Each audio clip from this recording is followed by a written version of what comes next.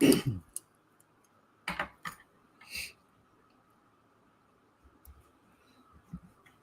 everyone. It's Cassandra Williamson coming to you from Hardy, Kentucky, which is located in Pike County, right near the West Virginia border, pretty close to it, 5, 6, 7 miles away, something like that. It's not very far at all.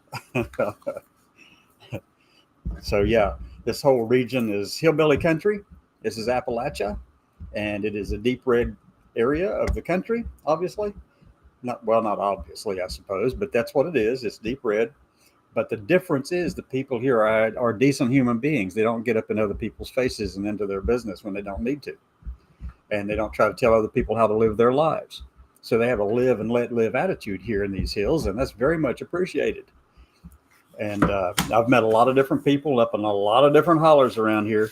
That's what you call these places, the hollows or the roads or the little alleys, or Tipple Road yesterday. Down in Martin County, Kentucky, where there was absolutely no signal for AT&T, no towers near there at all. And that's what I have. And the local wireless company, Appalachian Wireless, who actually controls most of the connections in that area, along with Verizon, well, they don't let AT&T on their towers. Some kind of rivalry going on there. I think it's mostly with Verizon, though, probably. I don't know. Can't say that for sure. So anyway, this has been an interesting morning. I've been extremely busy. I got back from making a trip over to Pikeville, the county seat of Pike County, Kentucky, and take care of some business over there. I had to go file some paperwork and stuff like that, the power of attorney things I need to do, and take care of banking stuff, get the car washed, and then go to Walmart and go shopping and get some gas. So, and then come back home. And that took a bit. Okay. It took a bit of time. So glad to get that out of the way and get back home in time for this show. And I'm very thankful that people do drive by and watch. I know people are doing the drive-by watching thing here on this show, this program, at different times of the day. So I'm not going to stick around too terribly long today. I just want to say that there are all kinds of superstitions going on around in this part of the woods, this part of the country, but I think they're probably everywhere. Have you heard the one where if you cut somebody's hair, you better not do it on Sunday and not on the porch? Because back in the day, they used to do that, cut your hair out on the porch and they said, don't do it on Sunday because, well, you know, bird might pick that up and you'll have a headache for a week. That's what they say. And there's all kinds of other ones, and that probably many of them that many of you know in your part of the country as well. So just hang in there, you'll find one. And if somebody back here in Pike County, now let's say Pike County, Kentucky, or Mingo County, West Virginia, or Martin County, Kentucky, or Wayne or Logan County, West Virginia, you know, this area here, something specific to this area, hey, I'd love to hear it so we can share it. And right now you're hearing my brother out back doing his thing with the lawnmower. And I think he's right by one of the windows. But anyway, everybody seems to be doing fine today. Mom's well, sleeping in her chair as is normal. My brother Gideon, he is feeling well enough to go out on the riding lawnmower and go out there and do things. He has to take his oxygen machine with him, though, the little carry-on portable one. After working so many years in the mines and around coal preparation plants and welding, mostly welding, all the fumes and stuff associated with that, his breathing is not entirely what it ought to be. And it's pretty difficult for him. And so we have to consider all of those things. And my sister, who's here, she's exactly 10 years younger than me. She has a learning disability, but she is definitely very attentive.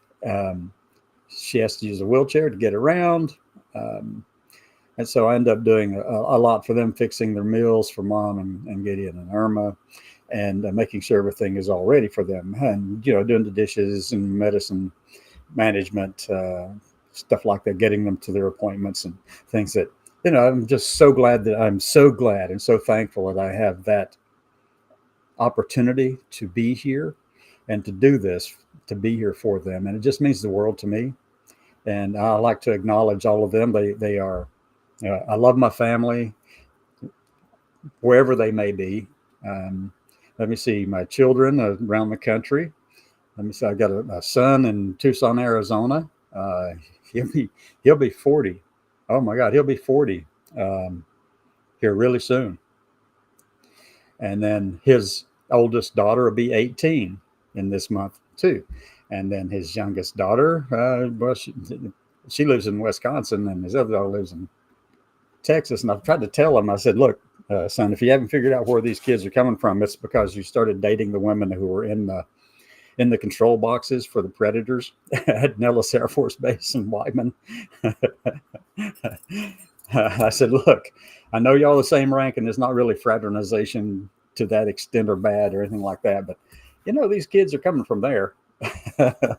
So I blame it on those control boxes, because he's sitting in the right seat of one of those Predators when they were operational around the world.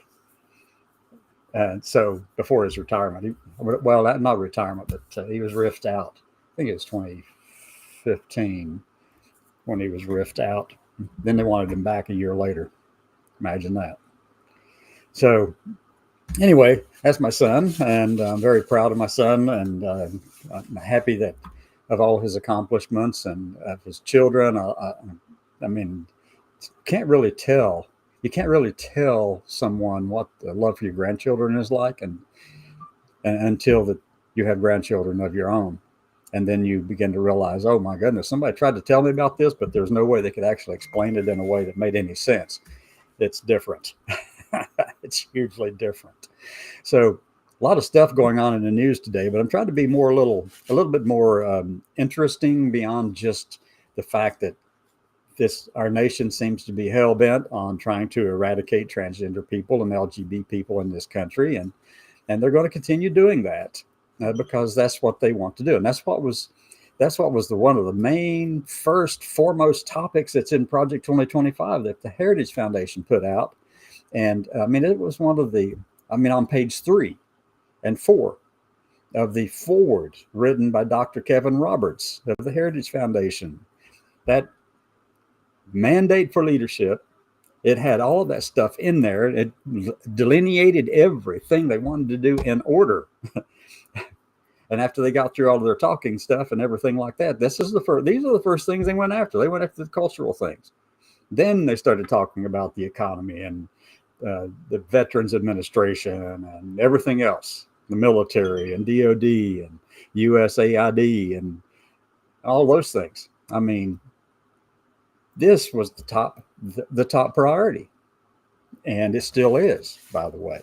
And if you think that they're going to stop with just going after the kids and taking their health care away and their opportunities for health care, if you think they will stop with that, you got another thing coming. They're going after the entire LGBT and T community. They've always wanted that. These people have had a bullseye on LGBT people for 70 years.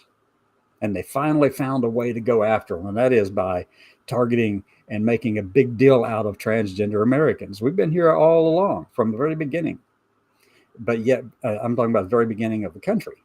And so, I mean, they wanted us gone. They don't want us around.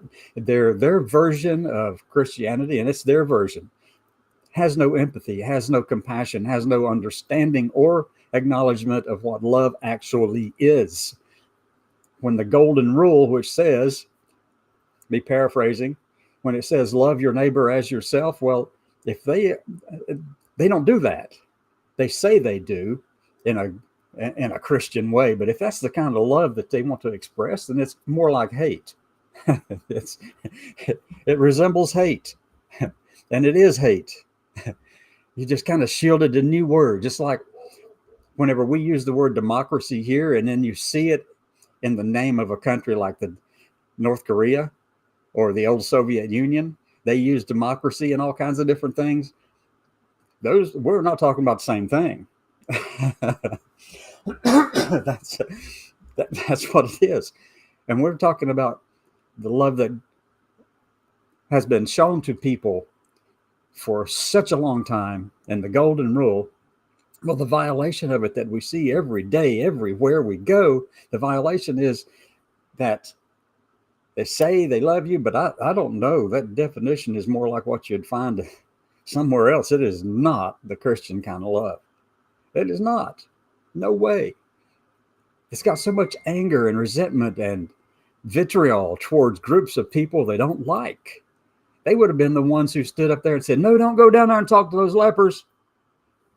Or no, don't go over there and talk to those prostitutes and all of those people. Don't go over there. Those people are, you don't want to associate with those people. We want to kick them out. And we don't want to kick out, and we want to kick out the foreigners too, because, that's what Jesus did, right? Now, wait a minute. He got kicked out. Oh, okay. You get my point, right? You get the point here? So whenever somebody says that and you know that it's hateful, that what they're doing and saying is hateful, whether it's meant in a mean-spirited way or not, then the problem is they don't have love for themselves according to the way that they should love themselves. They don't have that kind of love or respect because obviously they can't live up to the golden rule. I mean, it's like a tied together kind of thing. It goes forward and backward.